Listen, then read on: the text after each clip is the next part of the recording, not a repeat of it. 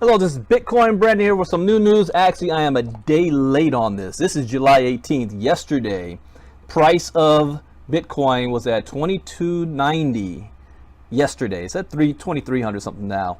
Well, some ICOs now ban Americans who should expect more ostracism. Americans are being banned, huh? Let's see what this is about. ICO, initial coin offering. ICOs are token sales are a surging trend to raise funds quickly. In May, for example, the Monaco Visa ICO raised $3 million in 3 days. Debate ensued on whether Monaco Visa was a good gamble, but one category of investors didn't have to worry: Americans. That's because Monaco Visa, like a growing number of other foreign ICOs, refused to deal with U.S. citizens. In some cases, the ban is on the broader category of U.S. taxpayers.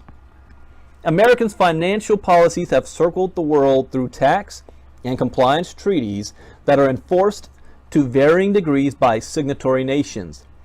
Americans are required to disclose income earned and wealth held abroad to the IRS. To maximize the tax grab, the policies also impose onerous reporting requirements on financial institutions with stiff penalties for non-compliance. And so, Monaco Visa asked every applicant a question: are you a citizen of the United States? Those who checked the yes box were directed to a page that stated, sorry, your citizenship excludes you from participation in this ICO due to excessive regulatory risk from your SEC. Wow.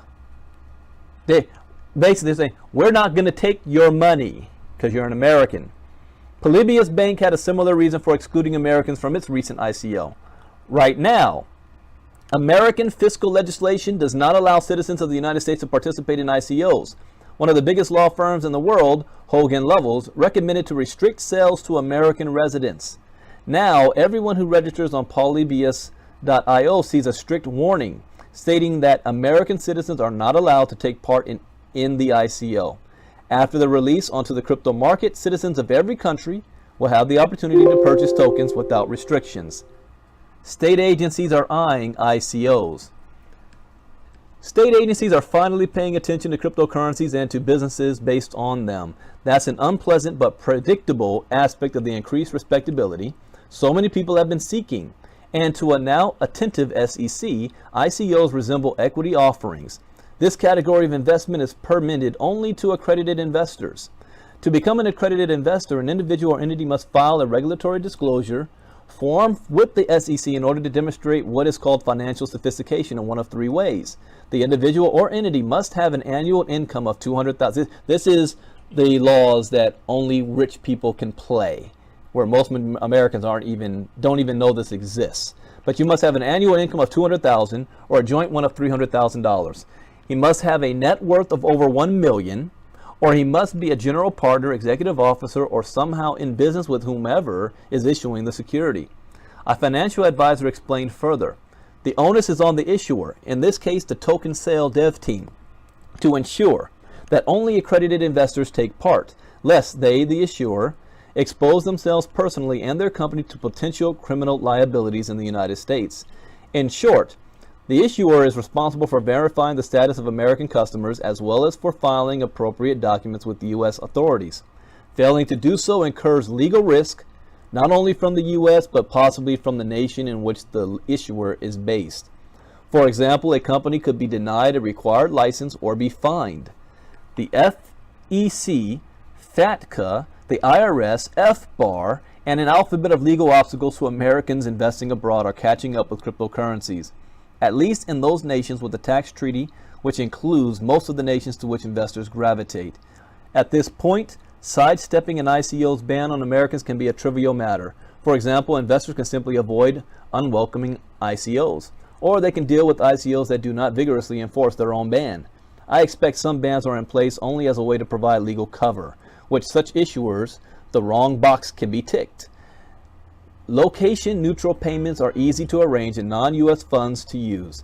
American IP addresses can go through Tor, Of course, if the American investor is unmasked, then he may lose tokens or have accounts closed.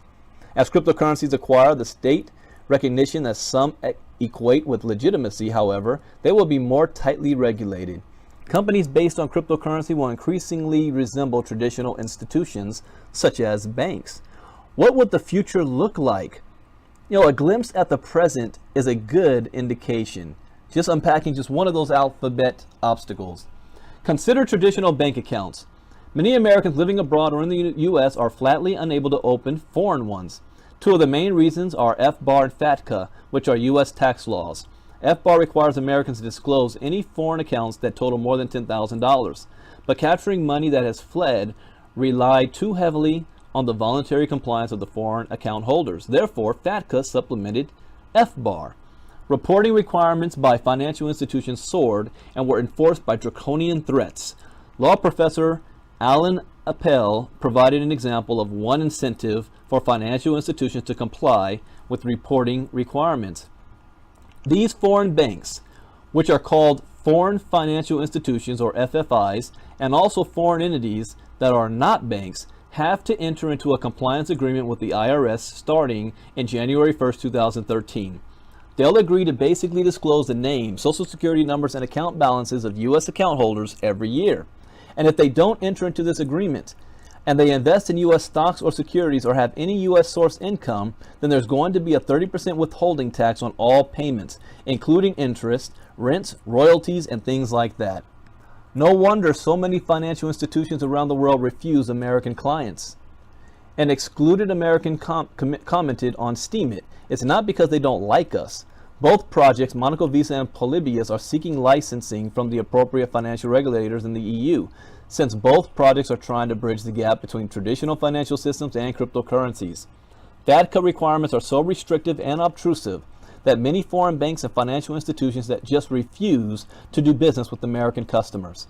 A crypto developer explained the likely impact on smaller businesses. "If I happen to create a service in the crypto world, I am sure to exclude USA citizens because I don't have money to pay lawyers and then be offered a deal to plead guilty over an unforeseen or obscure requirement. Excluding Americans is self-preservation." Conclusion: the dubious legitimacy of state recognition comes at a high price, especially for Americans. They already need to maneuver to access many foreign opportunities and financial avenues that are freely available to others. As Bitcoin goes mainstream, the cost of respectability will rise. Isn't this a twist? The Americans are now the outsiders on this. If America does not wake up and embrace what's taking place the way Asia is, the way Russia is, the way India is, we're going to be on the outside looking in with the US dollar no longer dominant. It's a fact. Bitcoin Brandon, out.